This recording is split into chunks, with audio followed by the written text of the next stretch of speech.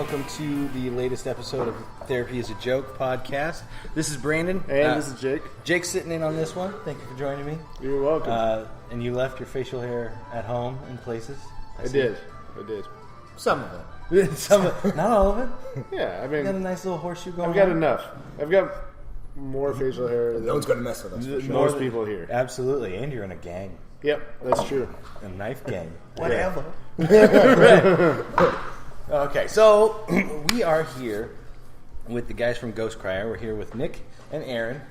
Hi guys, thank you guys for joining us. Hello. Thanks for having us. I know you got a busy night ahead. This is the premiere, right? Yeah. The premiere of what, Brandon? They have a new show on vidi.space, vidi.space, vidi.space.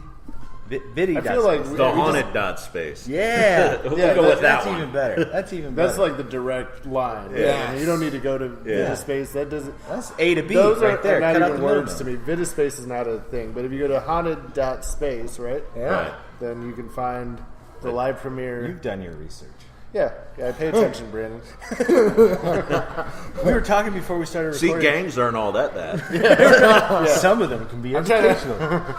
It's just a work study He's in the group. history gang. It's just a work study group, really.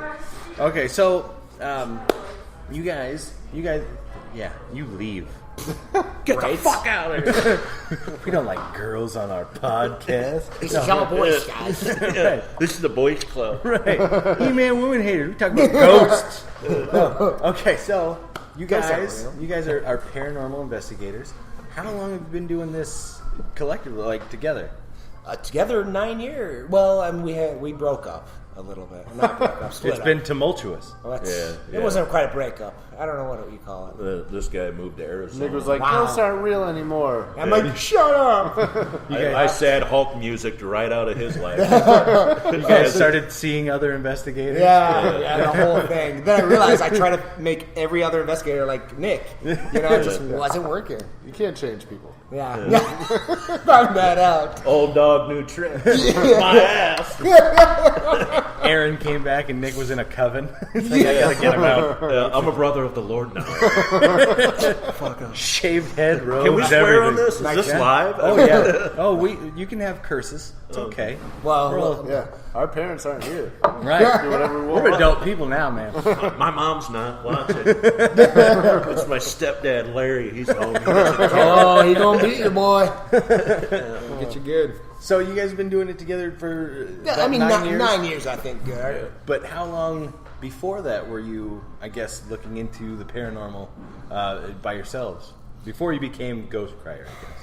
Well, Aaron's the Gandalf of paranormal investigators. He started Long gray before it beard, was too. cool. Yeah. hipster. Aaron's going off of about, 1999 to Yeah. present day. Present day. You bet. I really started with the TV shows. When they started coming out, I was, sitting on the couch covered in chips going, I bet I could do that. It's easy.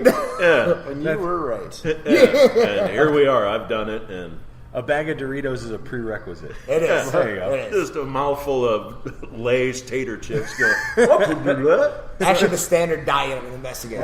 Well, So- that's a lot of what goes into becoming great at the Olympics too. Sitting on the couch Doritos. going, Oh. "Yeah, I could definitely do 7 backflips off that ramp with wood strapped to my feet. Let's do this." All four of us right now could watch curling and go, I bet we could do that. Then Oh, the next yeah. Winter Olympics, all four of us will be out there Oh yeah, the sweating on ice. Team USA looked like a couple dads who were like, "Hold my beer." I say, Jamaica can have a bobsled team. We can have a bobsled team. Damn That's what I'm right. saying. Yeah. So explain for the listeners the dynamic. Like, what do you do, Aaron? What do you do, Nick, in Ghost Crier when you do these investigations? Because we see you guys on the screen together. Mm-hmm. The website has you listed as a host and has you listed as the tech, right? So you're the gadget man. Right. Pointing at Nick, by the way.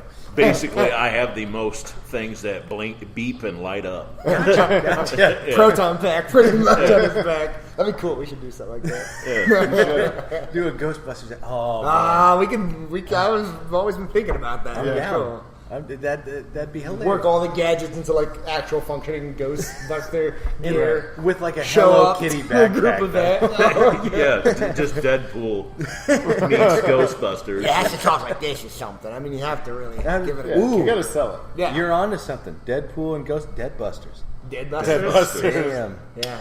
Trademark. Really Copyright. good. Ghost pools.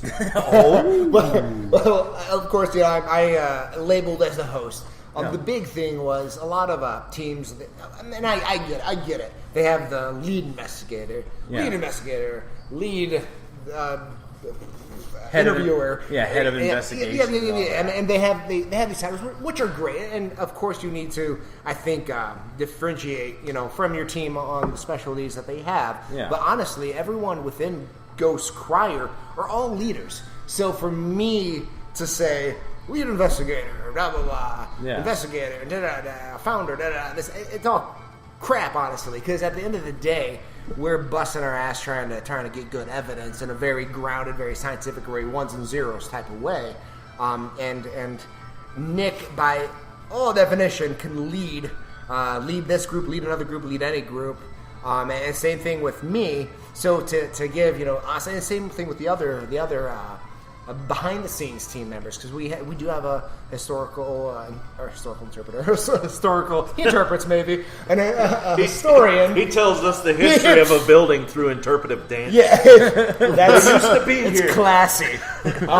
He teaches history. That's what he does in his 9 to 5. So I mean, I got folks tailored, And that's for the Travis specific- Shepard. That is Okay. Shepard. All right. Yeah, awesome asset. Skeptic, a huge skeptic, which I think everyone has to have a skeptic. And skeptics absolutely. don't bother me. I'm the skeptic of this group. So basically, you're the guy that says, "Hey there, demons. It's your boy. That's you." Well, I don't. Funny thing is, I get a lot of grief and I get a lot of hate mail. Believe it or not, we get hate. Do you mail. really? Oh yeah. Because I don't believe in demons. Absolutely not. I believe in assholes. I believe that. Those are real. I've seen those. Yeah, right. And since it's St. Patty's Day, arseholes. It does, it does feel like, and I don't know the difference in like definitions, but when I think of demons, I think of like religious outcasts. And as somebody who's not religious, I think, well, that's probably not. So I I'm think not your either, right, explanation yeah. makes sense. Like, if there's a ghost and he was just a dick that got Right, caught or exactly. whatever, I don't know how Yeah. it works, And but like that makes sense. If you've but- ever tried to park in a parking lot in Illinois, you know they're assholes. Those Oh, are yeah. real. I've Oh, seen yeah. those. Oh, yeah. Yeah. But I also feel like it's hypocritical for me as somebody else that's not religious to think I don't believe in God, but like ghosts and that kind of. If anything, I used that as a kid to blame it on doors that were left open. It was like, who left this door open? I don't know, Mom. It must have been a ghost. Someone got really frustrated with me one time, and she goes, "Aaron, how do you not believe that there's a creator, there's not or not, but you believe in spirits and ghosts?" I go, "Why do you have to have an administrative facility?" I go, There's no when HR here. I'm like, when you take a piss, is someone telling you to do that? Right, exactly. So why can't it just be natural, and then it happens? Yeah. We're actually leading the field in spiritual communication, what that means, and Nick rocks at this, is we use devices that scientifically should not produce results as we're producing them. I'm talking full sentences. Sure, we have to slow things down, take out background noise, sometimes reverse, but that's really all we do. We don't do any layering, and they're within context. Sentences within context of what we're asking. Yeah, for example, we were in Duck Creek Park over in Davenport. You guys know where that's at. Absolutely. Standing in the middle of that field that's out in the back by the tennis ball courts. Okay. Yeah. I have this little radio going. It's about this big, and it's scanning through all the stations on It's about the size of a cell phone. a vape or Yeah, a cell yeah, phone yeah. or a vape. Yeah. Yeah. It's scanning through all the stations on the FM band at 100 milliseconds per station. And I say, "Is there anything you'd like the world to know?" And I turned it on, and it takes off, and a voice comes across and says, "What would I need the world to know?" Yeah. We also right after that, and I wish the whole phrase would have came in. It's that's where babies come from. But I missed the opening. I was like, oh crap! I can't interpret what happened before that. But I think it mixed with Who Wants the World to Know? Right before that. So that's what the ghost wanted us to know. Vagina. Yeah. Turn off the... Who said vagina? What's the one thing you miss about this world? Where do babies come from? Nobody ever told this.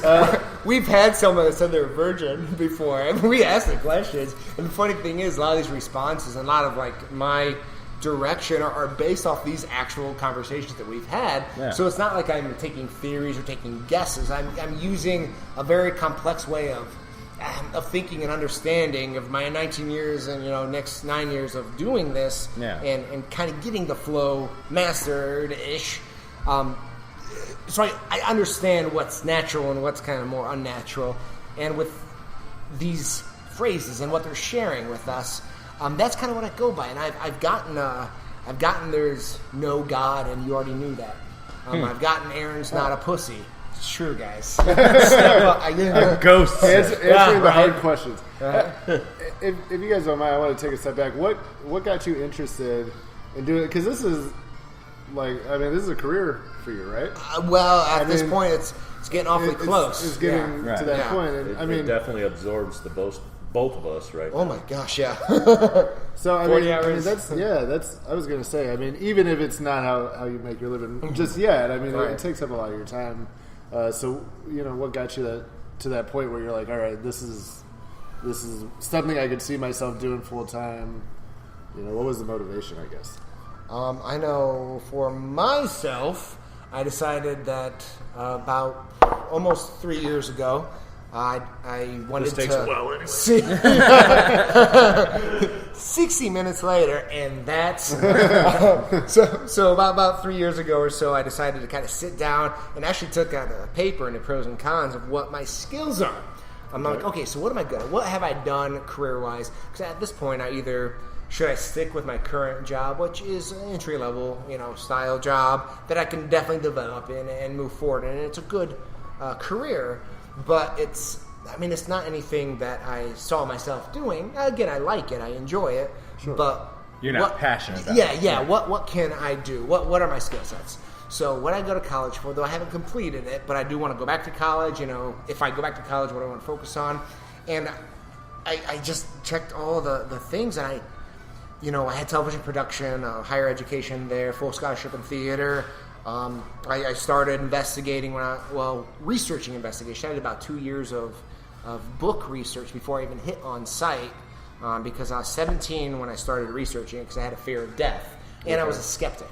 I did not believe it, but I thought, I asked a couple groups. They both gave me the same answer, or yes or no, but the same reasoning, just because, and that wasn't good enough for me. Yeah. So I thought, I might as well give it a shot. Absolutely. So I did that. I owned my own company before, I owned my own video game land center in Delaware. I spoke in front of the governor of I still got time on yes, 2002. Intermission. I spoke in front of the governor of Michigan at the time. Oh wow! I taught 1880s military. I've worked with a lot of public speaking jobs. I've owned a lot of other things, and I had a lot of different opportunities and jobs throughout my time frame. So, I say unfortunately, I should say fortunately, I accidentally trained myself to be a professional presenter of paranormal investigating without knowing it. It just kind of fell into place. And that's why I was like, well, we have social media. I can advertise myself. Yeah. It's not going to be easy. For the first year, I was basically just building a social space. Yeah. I never tweeted before in my life. Right. It's still awkward, but I get it. Yeah. You got to put the feelers out. Yeah. Now, I guess with the advent of social media, you guys probably get more skeptics and coming out of the woodwork now. Does skepticism kind of fuel you guys even more? Does it bring you down? Does it knock you down a notch, or does it make you go, you know what, I gotta go in spite of that guy or prove him wrong or what? Yeah, ghosts are bullshit, man. Right. Good for you. Right on. I can respect that opinion. The skeptics I like are the ones that are like, you guys are fake, and here's why, and they have Their own all theory these of, theories and stuff. Right. Well, how do you We prove just go that? out and record and put it online. Yeah. I mean, it takes longer to actually try to fake something. I overlay my own